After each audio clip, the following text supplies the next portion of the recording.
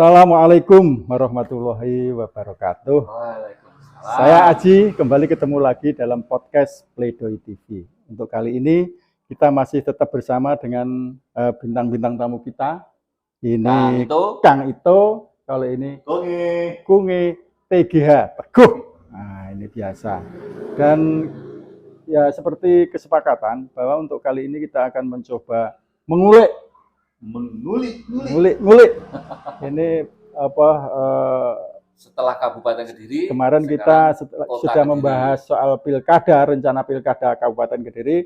Kita mencoba kali ini mengulik proses pilkada Kota Kediri. Dan itu pelaksanaannya sudah lama. Mau rombok kenalnya sih mau. Tadi ya. Kita sudah kenalan. Kalau saya Kungi, dan ini Kang Ito, Kang Haji. Oke. Yang kemarin kan kita sudah membahas terkait mengulik sedikit terkait pilkada di Kabupaten Kediri. Apakah itu tidak diteruskan? Oh ya diteruskan. Tapi dijeda dulu. Next berikutnya. Karena biar imbang lah. Karena kita tuh hidup di dua kota, kabupaten dan kota. Zona. Kota dan dunia. Jadi Pak Mas Dito Bupati Kediri ya besok paling ini sama. Bujanaria, BC.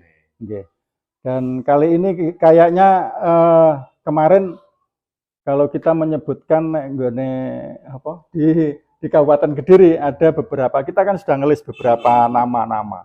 Nah ini di Kota Kediri juga tidak kalah menarik karena di situ Kabupaten Kediri saat ini juga sedang. Namun sebelumnya kawanku, saudaraku, temanku, pelaksanaan pilkada wali kota itu kapan? Ya sama, serentak. 2024. 27 November 2024 ini. Itu kalau sudah terjadi serentak seperti itu jelas para jago-jago, para kandidat sudah mulai ini ya. Oh iya, sudah. Sing rame apa di? Kalau di Kabupaten Kediri, ini saya yang hantu ya. Itu memang untuk sementara dikuasai oleh PDIP. Ya. Kalau di kota 3 kali ini dikuasai oleh PAN. Partai Amanat Nasional. Partai Amanat Nasional yang bisa mengantarkan Pak Abu Bakar dengan Nengli 3 kali wakil wali kota. Lah informasinya untuk suksesi ini beliau itu mengajukan sang istri tercinta Bu Ferry Silviana atau Silviana V. Itu untuk PAN ya. Kalau selanjutnya kita sebut incumbent saja, Ben-Bena. Enggak ada. Sudah berakhir.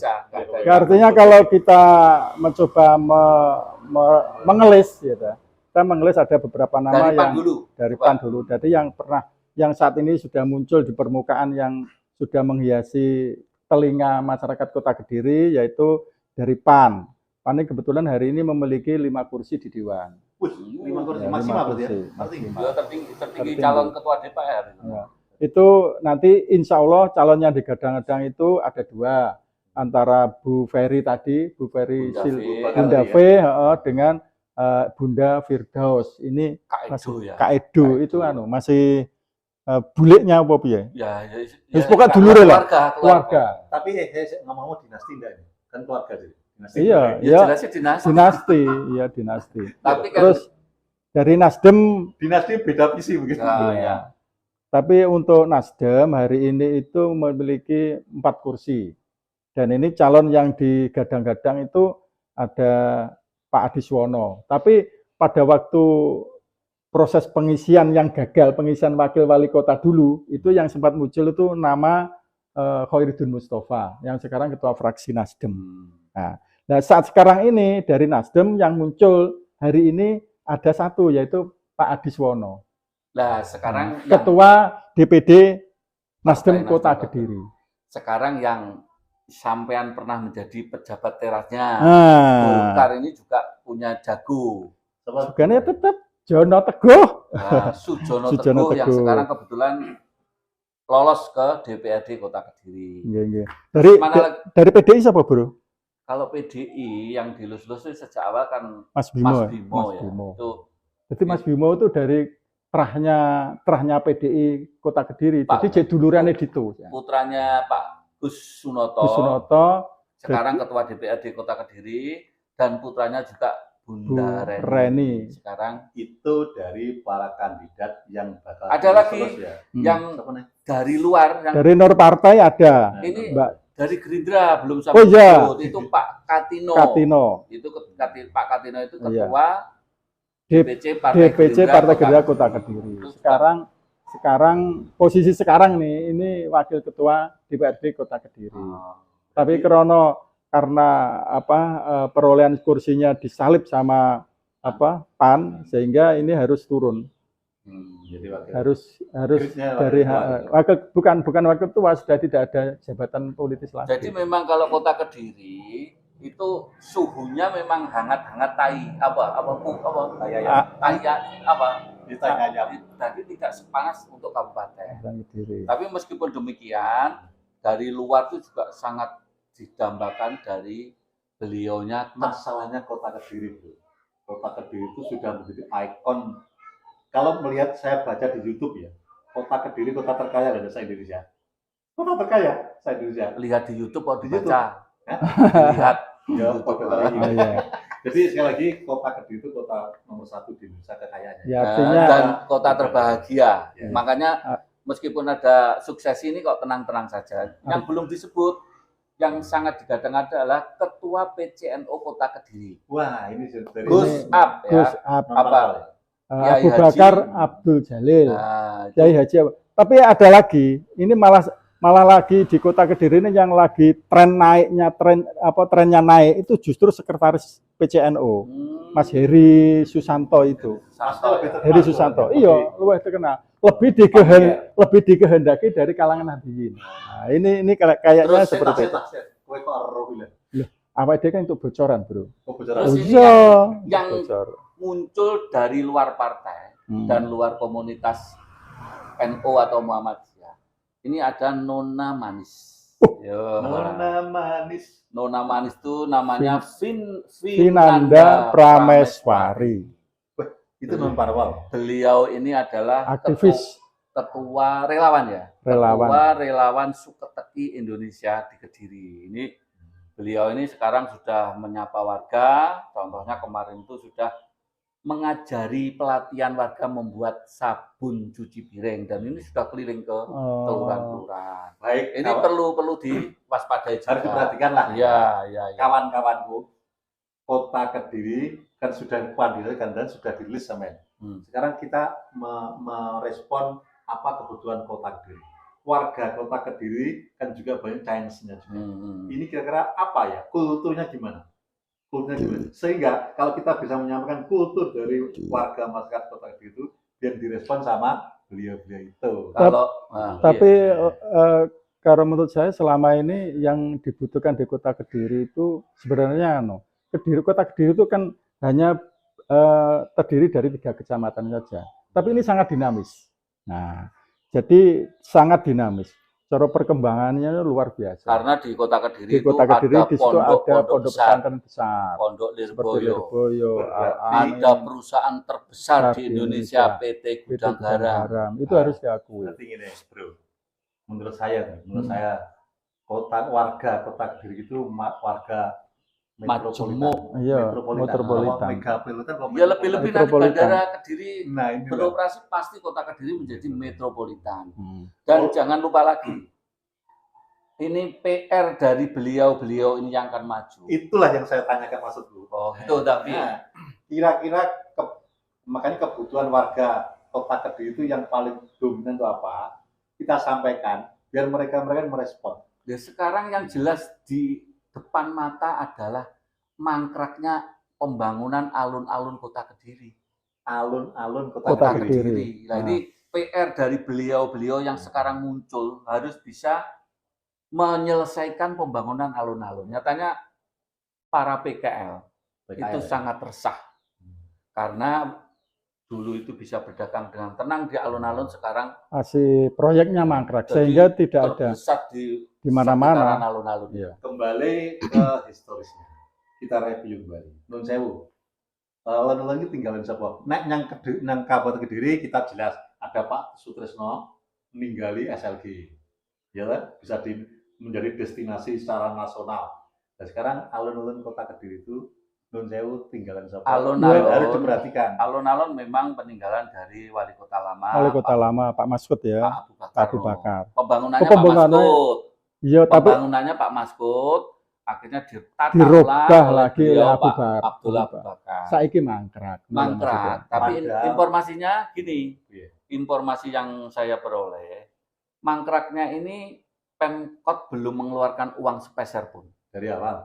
Sejak sekarang. Sekarang. Jadi istilahnya pembangunan itu digarap oleh kontraktor. Jadi duit kontraktor tuh saiki sing digawe. Ternyata kontraktor itu menurut informasi besteknya tidak sesuai, makanya dihentikan oleh pemerintah Kota Kediri. Jadi ini sebenarnya tidak ada kaitannya dengan politik juga, karena ini memang teknis.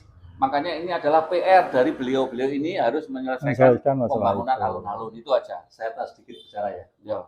Banyak boleh banyak masalah teknis ini. Banyak. Akar apa-apa, Bro? Karena begini, suatu negara atau suatu daerah atau suatu wilayah pasti ada Bappenas di daerah nasional, Bappenas ya. Di sini ada Bapekot ya. Bapeko ya. Mohon maaf. Berarti saya menilai padahal alun-alun itu sejak zaman Pak Maskud itu sudah berapa puluh tahun lalu? 20 tahun lalu. Oh iya, sampai sekarang itu belum jadi. Bukan. Aku tahu mas saya, secara teknis nih ya.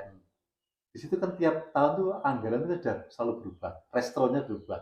Kok sampai berpuluh-puluh tahun? Bukan berpuluh-puluh tahun, tak luruskan deh. Jangan sampai nanti penonton kita justru apa istilahnya? Miskomunikasi. Ya.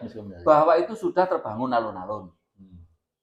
Tapi oleh Pak Wali Kota Abdullah Abu Bakar itu mau direvitalisasi, ya itu akan dibangun revitalisasi. Nah itulah yang akhirnya sekarang mangkrak itu. Jadi bukan dulu enggak. Pembangunan baru. Di istilahnya gampang ngomong di penghujung kepemimpinan Abu Bakar. Itu. Karena mangkraknya ini sesuai apa yang diserap oleh Mas itu karena sampai sekarang itu yang mengerjakan itu masih anggaran dari kontraktor. Nah itu dihentikan oleh pemerintah kota karena tidak sesuai dengan besteknya. Itu cukup. Tidak usah dilanjut karena hanya pesan saja. Itu kan PR. Nah, padahal itu kan dibutuhkan oleh warga kota. Jadi mohon para kandidat yang peduli dengan adanya seperti ini adalah PR Anda. Untuk memperbaiki. Dan lebih-lebih di timurnya alun-alun itu ada pendopo milik Panjalu Jayati milik Kabupaten Kediri. Jadi memang unik Kediri Kabupaten Kota itu unik. Pendopo kabupatennya ada di alun-alun, alun-alunnya milik kota, pendoponya milik kabupaten. Tapi ya memang ada satu lagi itu dinas para Buddha pariwisata itu loh. Itu pilihannya daerah kan masuk di dalam kota. Iya, di kota semua banyak. Itu kan aneh. Keunikan seperti itu. Terus begini. Jadi PR-nya calon wali kota yang akan datang, ya calon wali kota yang akan datang, bakal calon wali kota yang akan datang itu yaitu untuk menyelesaikan kasus alun-alun. Yang utama ini ya. Yang utama yang kebutuhan warga. Di samping itu kan menyangkut perut ya. Iya. Di samping itu sambil mempersiapkan bagaimana Kota Kediri ini menyambut nanti adanya bandara yang ada di Kabupaten Kediri. Itu pasti ikut dampak positifnya justru di Kota Kediri. Jadi wilayah hukumnya sebenarnya itu wilayah hukum itu nenggone Kota Kediri bandara itu. Karena polseknya itu kota. Ya Polresnya Polres Kediri Kota. Polresnya Kediri Kota. Jadi nanti bakal calon ini punya PR yang sangat besar di Kota Kediri ya.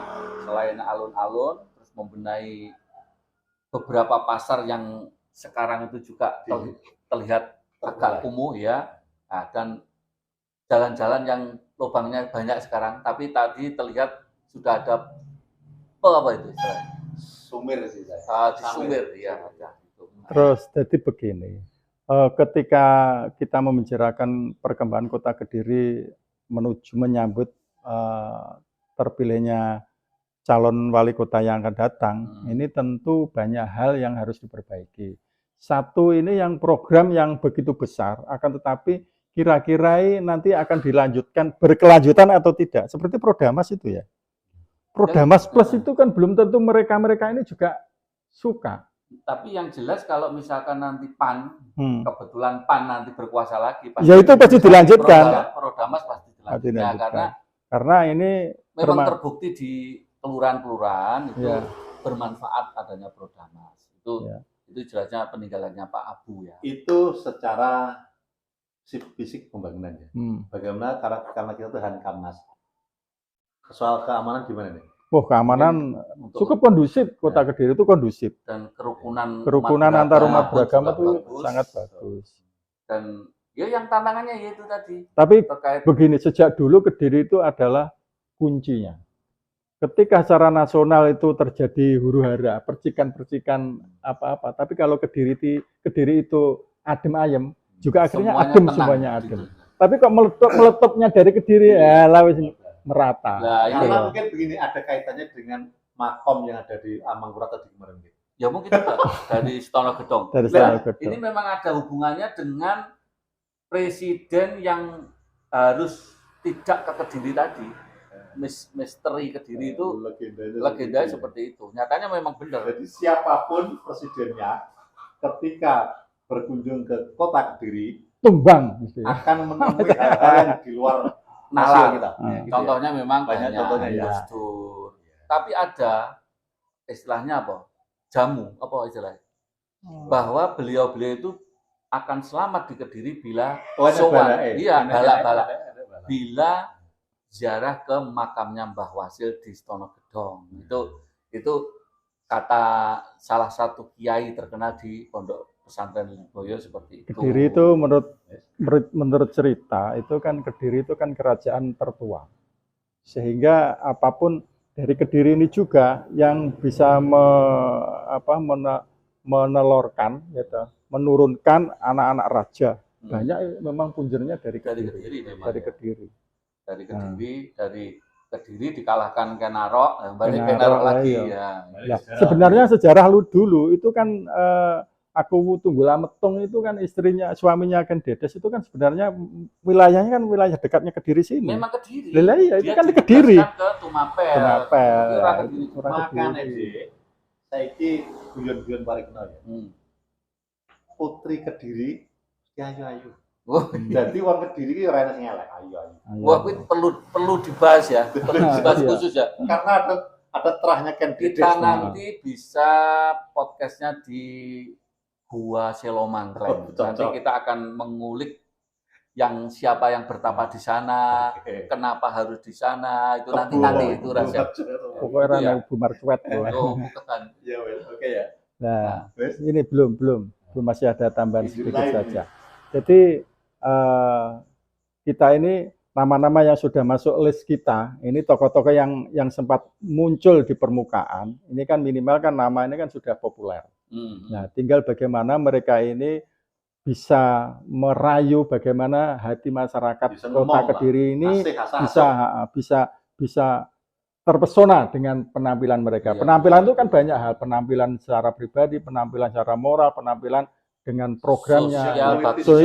Itu. Dan tolong teman-teman, kalau misalkan ada masukan siapa bakal calon yang muncul, tolong ya di komen.